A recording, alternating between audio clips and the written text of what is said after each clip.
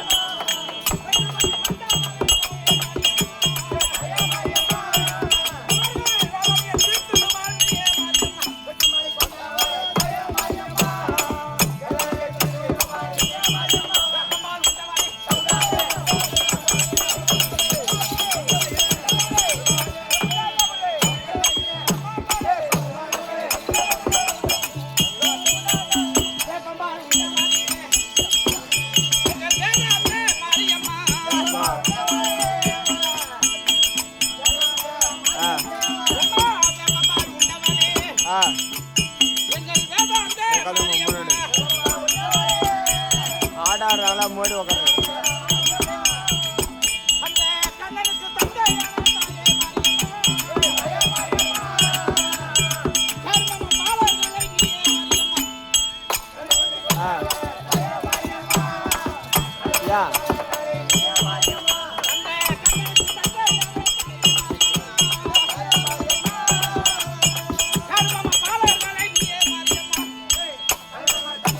தெரியாதா எப்படி போடணும்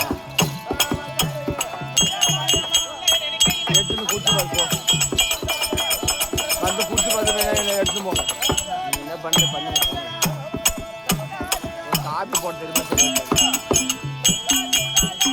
உன்னை நினைக்கையிலே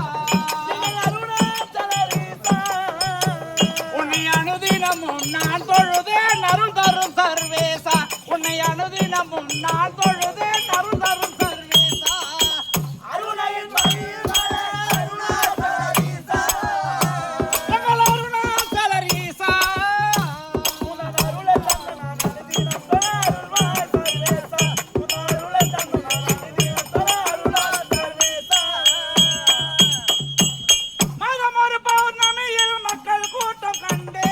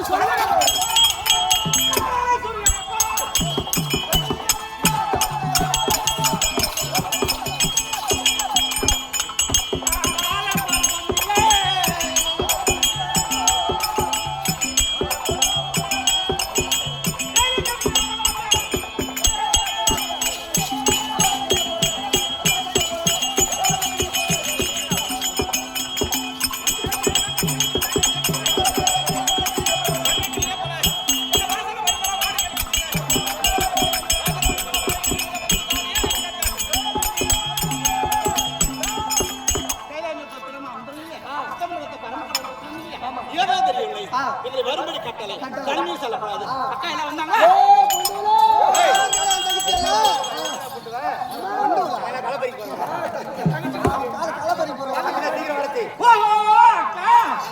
நீங்கள் மாதர் போல சாமி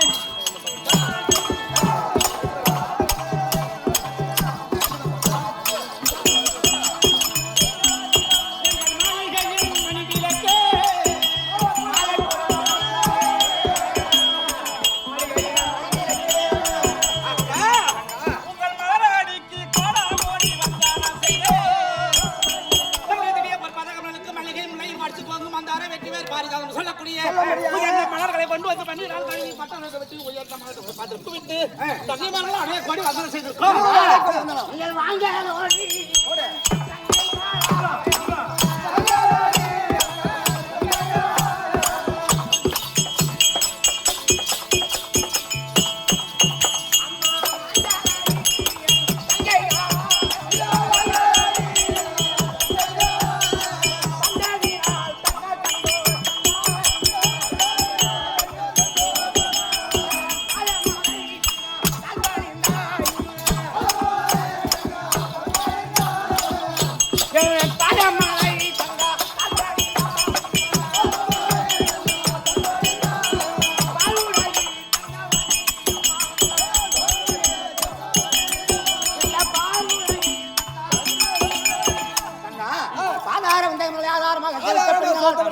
ஒரு குறையில்லாமல் வீடுயாக வாழ்ந்துருங்க. ஏதோ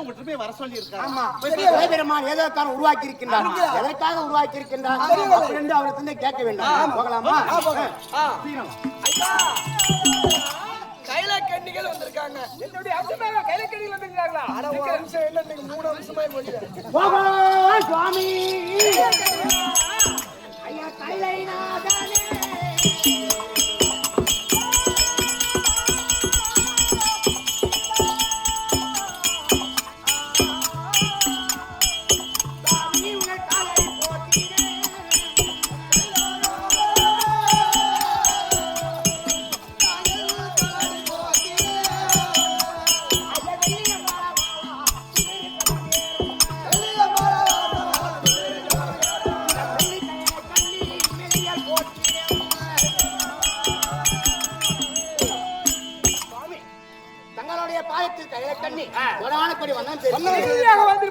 தங்கை வந்திருக்கின்றால்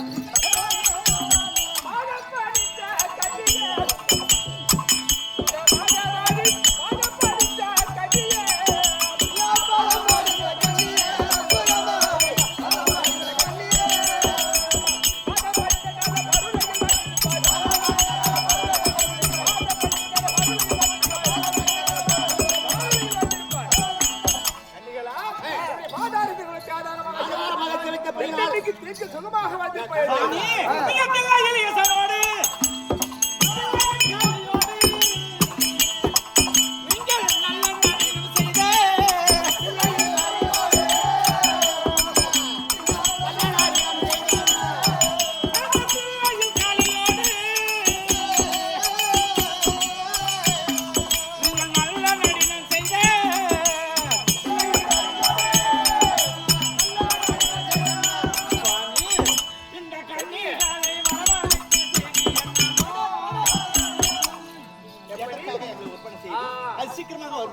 எதற்காக வரவேற்க என்று கேட்கின்றாய்?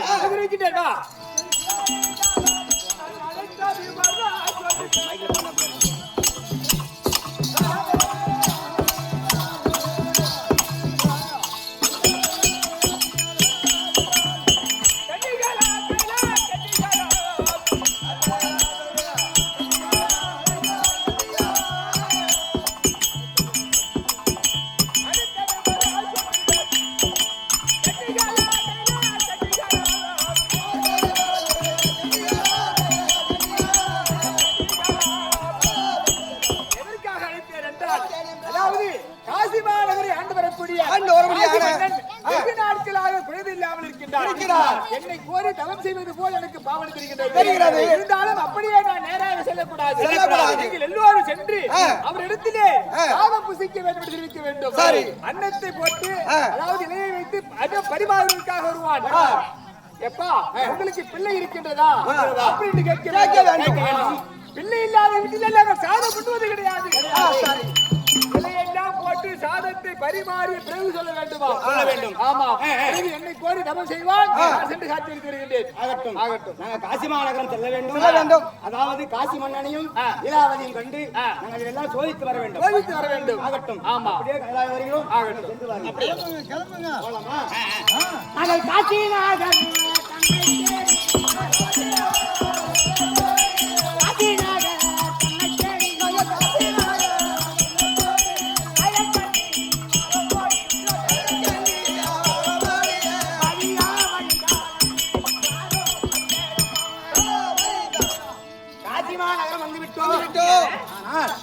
நம்ம யார் எல்லோரும் நம்ம பசி என்று தெரிவிக்கணும் யார் கேட்டாலும்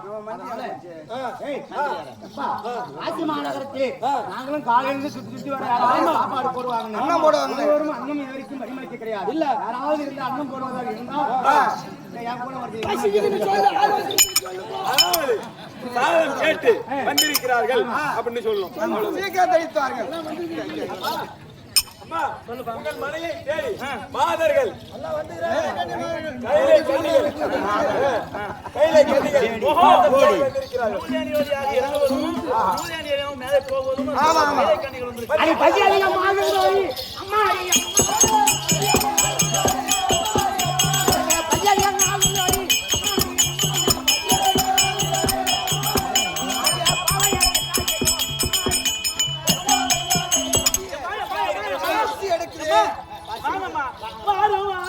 கண்ணிகள்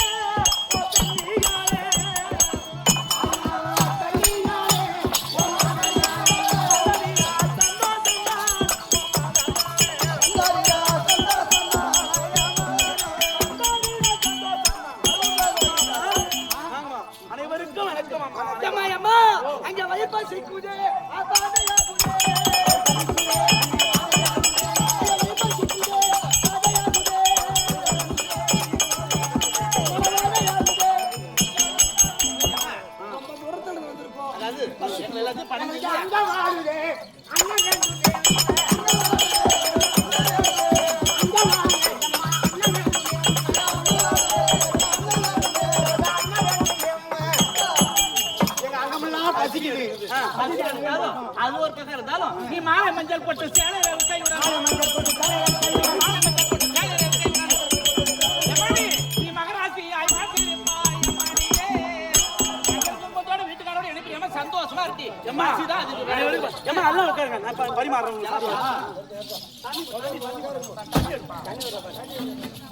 தண்ணி ஜலம் எடுத்து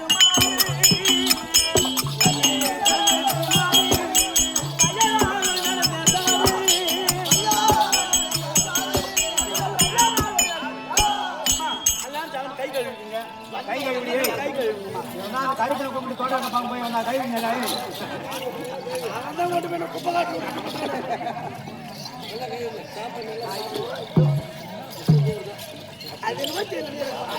அம்மா அனைவரும் உட்காருங்கள்.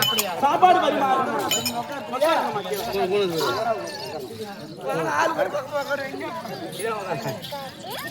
மாலையில தானே எடுத்து இந்த வஞ்சியாரோ தானும்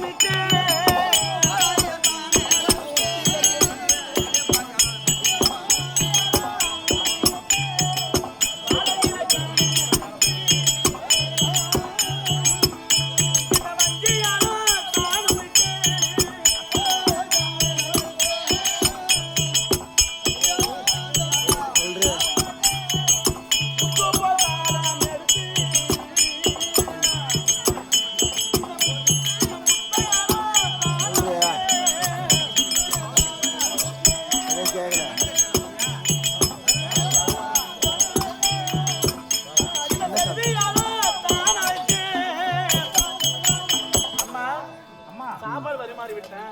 அனைவரும் திருப்தியா சாப்பிடுங்க.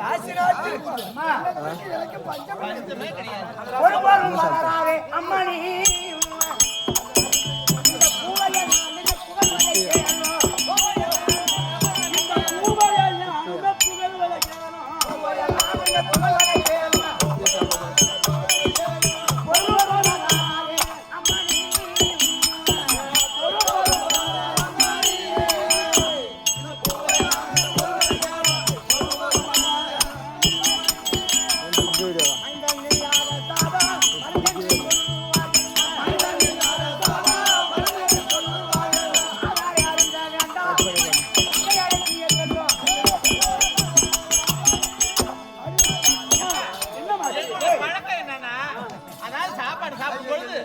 வீட்டுல இருக்கிற குழந்தைய கூப்பிட்டு அதுக்கு ஒரு வாய் வீட்டுக்கு தான் சாப்பிட பழக்கம். உங்க குழந்தைய கூப்பிடுங்க. அம்மா சாப்பிட எதுக்கு உட்கார்ந்துருக்கோம்? சாப்பிடாடி. உங்களுக்கு பரிமாறுவதற்கு என்னிடத்துல ஏகமான போதனைகள் உண்டு. ஆனா நீங்கள் பரிமாறக்கூடிய சாதத்தை இன்னொரு குழந்தைக்கு உங்களிடத்தில் குழந்தை என்பதே ஒன்று கிடையாது அம்மா.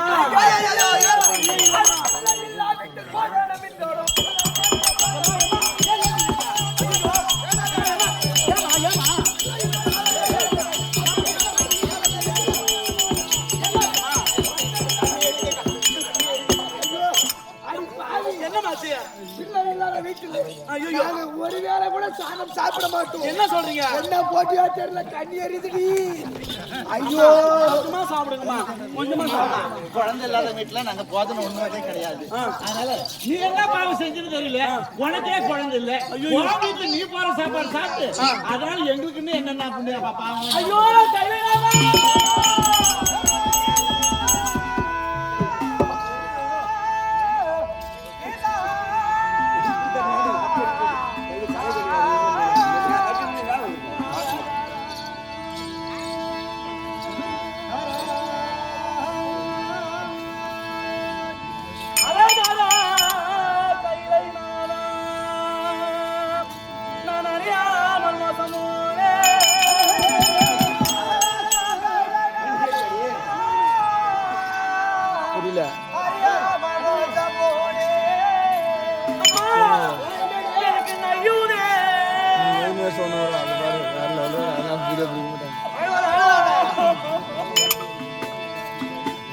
எனக்கு நயுதே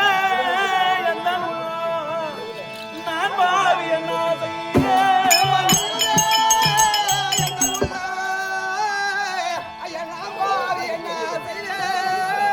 இந்த ஐயனோ நினைக்க ஒரு மகன் மோசம் அம்மா என்னையோ படைத்த தெய்வம் என இப்படி செய்ததம்மா. ஐயோ தெய்வம்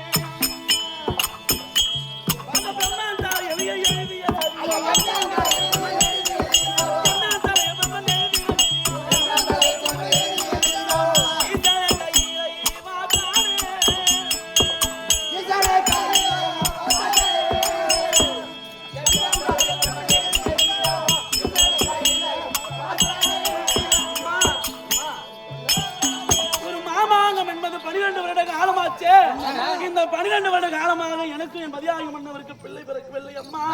நாங்கள் செய்யாத தான தர்மம் கிடையாது, போகாத கோவில் கிடையாது, போகாத இடம் கிடையாது. இவ்வளவு தான தர்மம் செய்து என்னிடத்துல பிள்ளை நேரம் நம்ம அவசரப்பட்டு சாப்பிட்டு அந்த பாவம் புறம் நம்மளுக்கு பாவி. இவங்க ஏற்கனவே இவங்க மூதாதையர்களா என்ன பாவம் செஞ்சாங்க? புள்ள இல்ல, இவன் வீட்டுல நாம சாப்பிட்டோம்னா இவனை பிடிச்ச பாவம்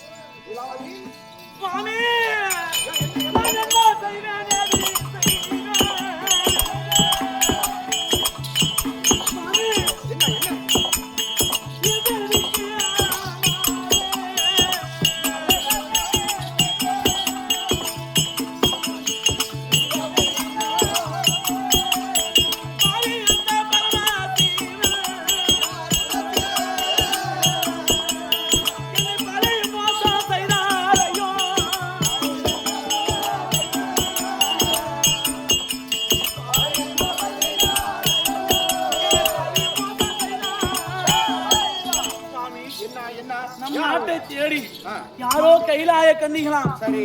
சாப்பாடு இல்லை அம்மா, அங்கமெல்லாம் பசிக்குது அம்மா, சாப்பாடு போட வேண்டியது ஒருவேளை சாப்பாடு போடு என்று கேட்டார்கள். போட வேண்டியது நான் அறுசுவை பதார்த்தத்தோடு வாழைகளை பறித்து கொண்டு வந்து ஜலம் கொடுத்து நான் சாப்பாடு கொடுத்தேன். ஆனால் சரி, உங்கள் வீட்டுல ஏதோ ஒரு பிள்ளை இருந்தால் அந்த பிள்ளையை கொண்டு வாங்க, அதுக்கு நான் அவன் சாப்பாடு கொடுத்துட்டு நாங்க சாப்பிடுறோம்னாங்களே. சரி. நம்மளுக்கு தான் 12 வருட காலமாக பிள்ளை என்பது நமக்கு எல்லாருக்கும் தெரியும். சரி. பிள்ளை இல்ல அம்மா என்று சொன்ன உடனே அந்த சாப்பாட்டை உதறி தள்ளிவிட்டு நாங்கள் பசியோடு போக வேண்டிய அம்மா, எங்கள் வதை உன்னை தித்ததான் தீரும், சாபத்தை கொடுத்து விட்டு அவங்க கைலாயமே சென்று விட்டார்கள் சுவாமி. அப்படியா? இந்த பலிக்கு நான் ஆளாகி விட்டேனே. சொல்வதை கேள் சுவாமி. லீலாவதி, சொல்லுங்க. இன்று தினத்தில் பரமசிவனை கோரி கண்டிப்பாக நான் தவம் செய்வேன். தவம் செய்து தவம் செய்தால் நேராக வந்து எனக்கு காட்சி அளித்த பிள்ளவரம் கொடுத்தால் பார்ப்போம். அப்படி இல்லை என்றால் நம்ம இருவரும் இந்த உயிரை விட்டு விடுவோம். சரிங்க. நான் பரமசிவனை கோரி தவம் செய்து கொண்டு வருகிறேன்.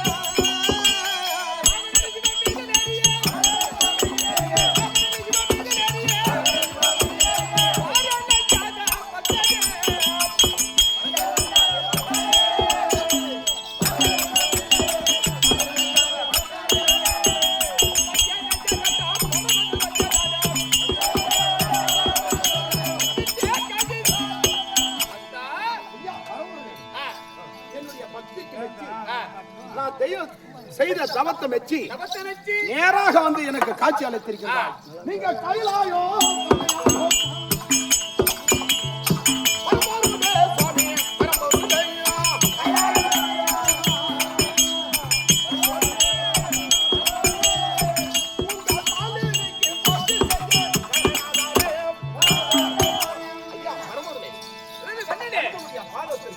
காசு நாட்டு ஆண்டவரக்கூடிய காசி மன்னன் கோடான கோடி வணக்கம்.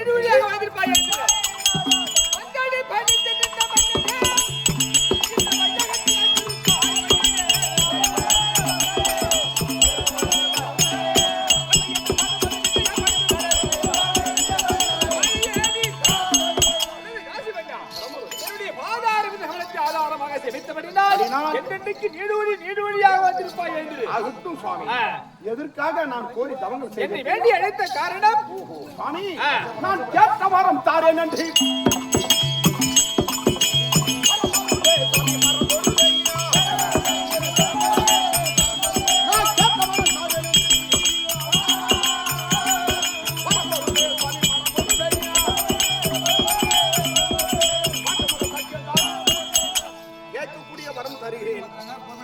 அப்படி என்று எனக்கு கை போட்டு சத்தியம் கொடுத்தால் வரத்தை கலனாம்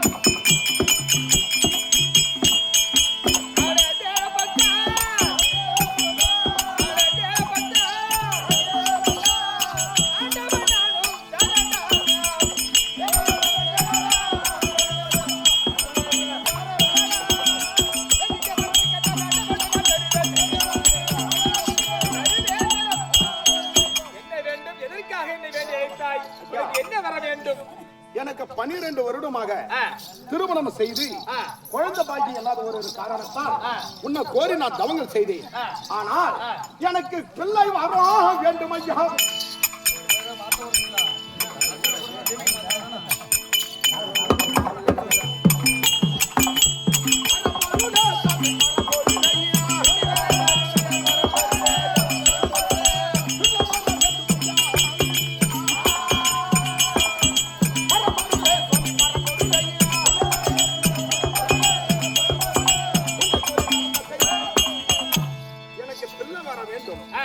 அதனால உன்னை கோரி தவங்கள் செய்தேன். அது மட்டும் இல்லாம அதுக்கு முன்பதாக நூலின் வழியாக வருவார்கள், நூலின் வழியாக போவார்கள். கன்னிகள் பசி என்று வந்தவங்களுக்கு வந்து அவதளிக்க வேண்டும். அதே போல என்னுடைய மனைவியாகப்பட்டவள் லீலாவதி அவங்களுக்கு அன்னம் பரிமாறம் போகும்போது குழந்தை இழந்தாதான் நாங்க சாப்பிடுவோம், குழந்தை இருந்தாதான் சாப்பிடுவார்கள். அப்படி இல்லை என்றால் நாங்க சாப்பிட மாட்டோம். பிள்ளை இல்லாத சோறு புழு, மைந்தன்னால சோறு மருந்து கேவலமாக பேசிவிட்டு ஏசிவிட்டு போய்விட்டார்கள். அதனால உன்னை கோரி தமிழர் செய்ய எனக்கு பிள்ளை வர வேண்டும். இதை தெரிவித்தாரு.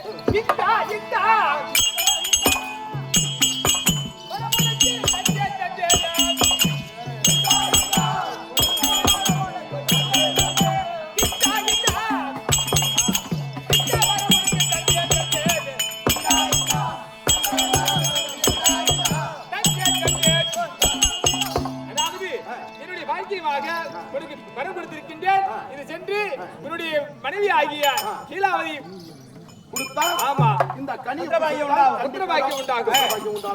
சுவாமி சென்று வருகிறேன். ஆகட்டும். சரி ஆகட்டும். ஜோடிக்கு வரல, ஜோடி கேட்டுக்கூடாது.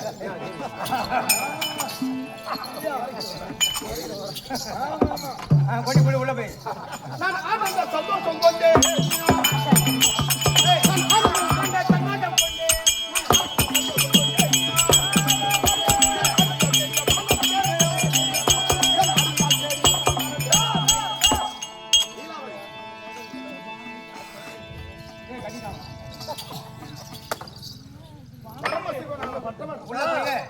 கனி கொடுத்திருக்கின்றார்.